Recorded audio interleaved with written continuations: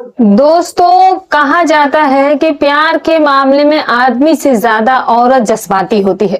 क्योंकि जब आदमी किसी से प्यार करता है तो वो औरत से ज्यादातर जो है वो जिस्म से प्यार करता है। सिर्फ उसका प्यार जो है वो जिस्म तक ही सीमित रहता है। जब वो उस औरत को हासिल कर लेता है तो फिर वो उससे उसका मन भर जाता है।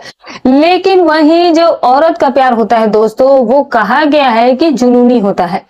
औरत जो होती है वो किसी भी आदमी से जब प्यार करती है, फिर चाहे वो कुंवारी हो या फिर शादीशुदा हो, तो वो जुनून की हद तक प्यार करती है। इसीलिए ज्यादातर देखा गया है कि औरतें जो है वो अपने पति को अपने प्यार के चक्कर में, अपने प्रेमी के चक्कर में बड़ी ही आसानी के साथ उनके साथ गलत काम कर देती है और उसे उस दुनिया से भी हटवा देती है। कई तो क्या क्या कर गई है जो आप लोगों ने सुना ही होगा, नीले ड्रम तक में भरवा देती है। लेकिन दोस्तों, आज मैं आपको एक ऐसी औरत की कहानी को सुनाने जा रही हूँ कि उसकी शारीरिक जरूरतें उसे इतना ज्यादा तड़पाती थी, सताती थी कि वो किसी भी आदमी के साथ जो है वो सब कुछ करने के लिए तैयार हो जाती थी और वो चाहती थी कि वो उसके साथ सब कुछ करे। बड़े ही ध्यान से सुनिएगा दोस्तों, ये जो सच्ची कहानी है, एक ऐसी कहानी, एक आपको ऐसी सीख देने वाली मैं आपको कहानी सुनाने जा रही हूँ जिससे कि आपको बहुत कुछ सीखने को मिलेगा दोस्तों। और उस औरत के बारे में आखिर उसका क्या हुआ, फिर मैं वो भी इस कहानी में बताने वाली हूँ। यानी कि कुल मिला करके कि कितना भी उसके साथ कुछ कर ले, लेकिन उसका मन जो था वो शांति नहीं होता था। वजह ये थी कि वो जो औरत थी, जब उसकी शादी नहीं हुई थी, जब वो बिल्कुल ही कम उम्र में थी, तभी वो बहक गई थी। उसके कदम जो थे वो उसी समय बहक गए थे। जब ज्यादा बदनामी हुई तो घर वालों ने उसे काफी ज्यादा समझाया भी, लेकिन वो फिर नहीं मानी। तो फिर जल्दी जल्दी उसको एक बड़े उम्र के आदमी के साथ उसकी शादी करा दी जाती है दोस्तों, जो कि उससे उम्र में डबल था। यानी कि इस लड़के की उम्र अभी 20 साल भी नहीं पहुंची थी, ये अभी कम उम्र की ही लड़की थी। और इसके कदम जब बहक गए और जब इसके कदम बहके तो फिर इसके घर वालों ने इसकी शादी इससे डबल ट्रिपल उम्र की आदि सॉरी माफ कीजिएगा 40 साल की उम्र से करा दी, क्योंकि वो जमींदार था, उसके पास ठीक ठाक रुपया पैसा सब कुछ था। तो बस यही देखते हुए कि ये ठीक ठाक रहेगी, लेकिन उसने ये नहीं देखा कि आज जो इसके कदम जो है वो 17-18 साल की उम्र में कदम जो बहके हैं और फिर इससे जो ये नाजायज रिश्ते बनाने का, इसका लड़कों के साथ सब कुछ करने का गलत लग चुका है, तो फिर आगे जाकर ये कदम उसका क्या गुल खिलाएगी। ये उन्होंने नहीं सोचा था कि वो 40 साल का आदमी क्या इसके साथ वैवाहिक जीवन सही तरीके से चला पाएगा या फिर ये उसके साथ क्या ये निबाह कर पाएगी। ये सब कुछ घर वालों ने नहीं सोचा था, लेकिन बस उन्होंने अपना पीछा छुड़ाने के लिए, अपनी बेइज्जती से बचने के लिए वो उसकी शादी उस डबल उम्र के आदमी से कर देते हैं। दोस्तों, अक्सर ही ऐसा होता है कि कई बार कहीं कुछ ऐसा होता है कि अच्छे जो रिश्ते होते हैं उनको बेटियों को दान दहेज जो लोग नहीं भी दे पाते हैं, तो कुछ ज्यादा उम्र के भी ऐसे होते हैं जिनकी शादी नहीं हो रही है या फिर जिनकी पत्नी दुनिया से चली गई होती है, तो वो उन लड़कियों को, उन जेंट्सों को छोटी उम्र वाली लड़कियों के साथ जो है वो ब्याह करवा देते हैं उनकी मजबूरी का फायदा उठाकर। लेकिन उनके परिणाम क्या होता है दोस्तों, ये भी मैं आज आपको बताने जा रही हूँ। तो एक जमींदार होते हैं, जमींदार ने एक लगभग 17-18 साल की लड़की से शादी कर ली थी। उनको पहले ही बता दिया गया था कि आप जो है हमारी लड़की से जो शादी करना चाहते हैं तो इसके पीछे क्या वजह है। तो वो कहने लगे कि बस यही है कि मेरे पास जमीन जायदाद की कोई कमी नहीं है, उसकी देखभाल के लिए और यही सारी चीजें जो है बस इसीलिए मैं कर रहा हूँ। क्योंकि वो जो ठरकी होता है, जिसकी वो ठरक होती है, 40-45 साल की उम्र में भी उसे कम उम्र की लड़कियों के साथ समय बिताने की, सब कुछ करने की जो वो ठरक पाना था, वो एक ठरक की ही था। अगर मान लीजिए कि कोई 40 या 45 साल का आदमी है और फर्ज करिए कि वो किसी की उस उम्र में पत्नी मर जाती है और मजबूरी है उसकी शादी करना, उससे शादी करनी भी चाहिए। अगर 40-45 साल की ना, अगर 50 साल की भी उम्र में बीवी साथ छोड़कर चली जाए तो इंसान को जरूर उसे सोचना चाहिए अपने भविष्य के बारे में। लेकिन शादी करने में ऐसा नहीं है कि आप किसी कुंवारी लड़की को किसी की मजबूरी का फायदा उठाकर उससे शादी करके उससे आप ब्याह कर लो, तो फिर उसके परिणाम तो गलत ही होंगे। अपनी उम्र की लड़की या अपनी उम्र की औरत से शादी करे, ऐसी बहुत सारी महिलाएं भी होती है जिनके पति इस दुनिया से जा चुके हैं या फिर तलाकशुदा होती है, जिस भी वजह से उनकी शादी ना हुई हो। इस तरह के, यानी कि हम उम्र लड़की से आप शादी करें, आपकी उम्र 40 साल है तो कम से कम 35-40 साल की औरत से शादी करें, ताकि वो आपके आखिरी दिनों में भी उसके साथ ही, आपके साथ उसकी उम्र भी चलती रहे। दोस्तों, जो ज्योति होती है उसकी शादी जो है वो एक जमींदार से कराई गई थी। ज्योति जो थी वो तो बहक चुकी थी, वो तो गलत उम्र में, नादानगी में उसके कदम फिसल चुके थे, लेकिन घर वालों ने तो पीछा छुड़ाने के लिए उसकी शादी कर दी एक जमींदार से, जो कि उससे डबल उम्र का आदमी था। आगे फिर जो कुछ भी हुआ वो वो दोस्तों जब आप जानेंगे तो आपके होश उड़कर रह जाएंगे। लेकिन उससे पहले बस एक ही रिक्वेस्ट है कि वीडियो जहां से देख रहे हैं कमेंट करके जरूर बताइएगा। वीडियो अच्छी लगी तो एक लाइक करते जाइएगा।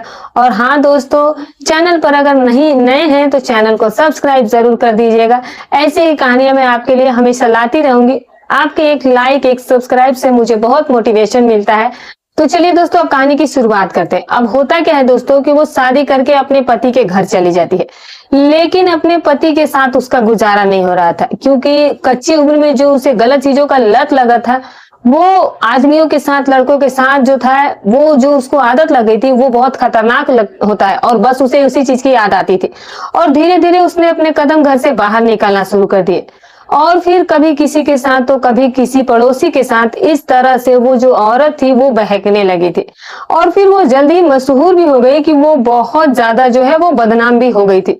यानी कि लोग उसके बारे में ये सोचते थे कि यार अगर किसी को उसके औरत को कह दिया कि चलोगे मेरे साथ, या मेरे साथ सरो कुछ करोगे क्या, या मैं तुम्हारे साथ कुछ करना चाहता हूँ, तो वो तैयार हो जाती थी। वो किसी के भी सामने ऐसा कर लेती थी। वो जमींदार बेचारा जो था वो अपनी पत्नी से शादी करने के लिए पछता रहा था कि यार गलती मेरी है कि मैंने एक ऐसी लड़की से शादी की जो पहले से ही बहकी हुई थी। लेकिन अब वो भी क्या करता, वो समझा ही सकता था और कुछ नहीं कर सकता था।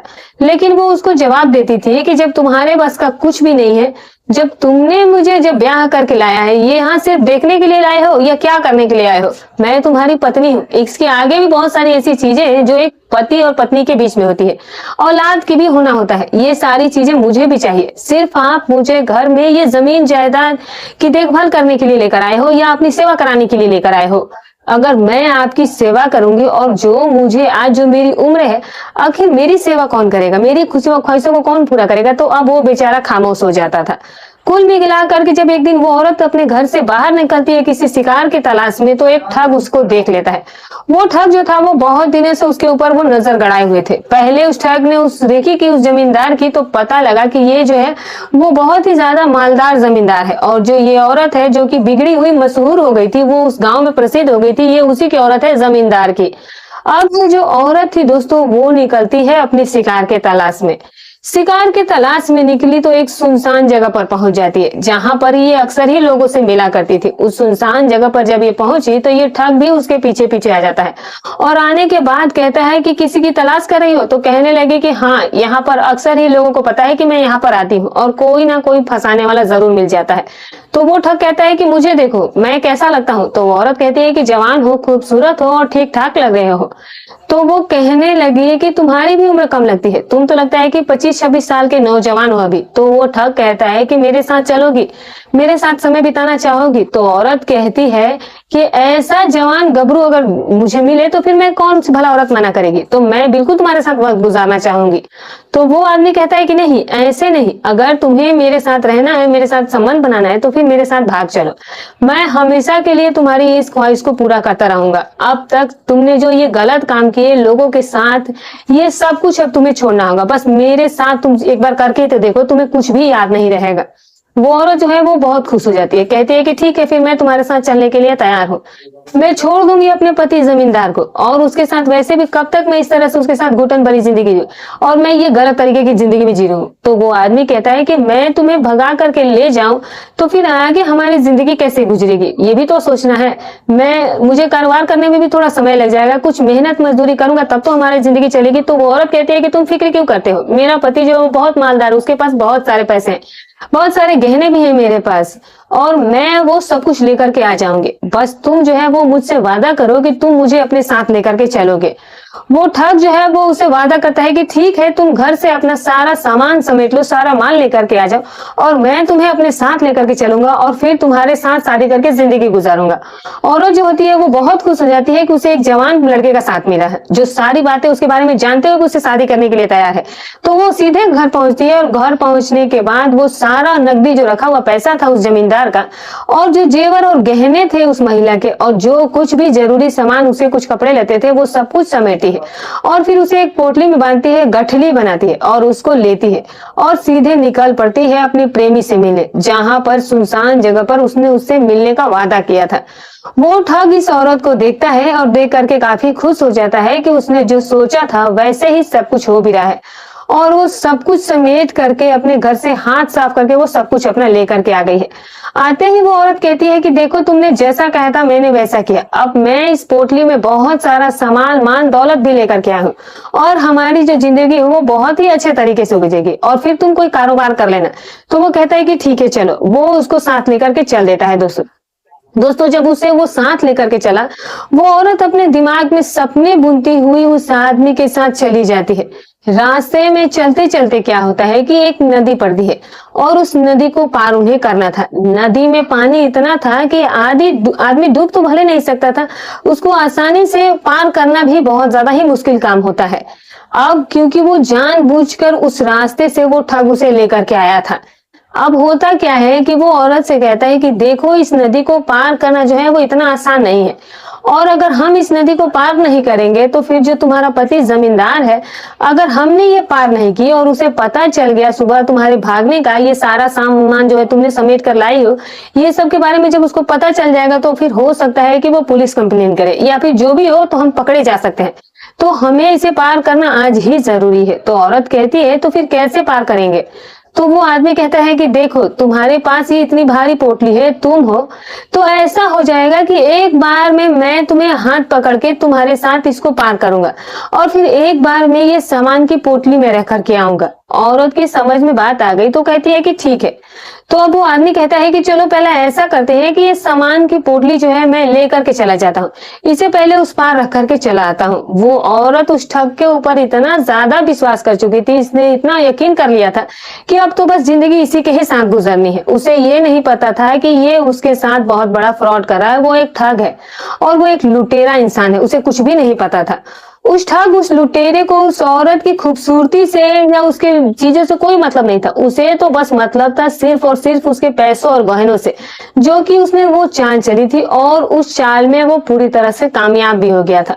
वो औरत को यकीन दिलाता है और फिर उस पोटली को, वो गठली को अपने सर पर रखता है और फिर नदी जो है वो पार कर लेता है। दूसरे छोर पर जाने के बाद जब वो नदी पार करने के बाद दूसरे किनारे पर पहुंचता है तो अब उस गठली को लेकर के वो चल देता है। वो औरत कहती है कि कहाँ जा रहे हो?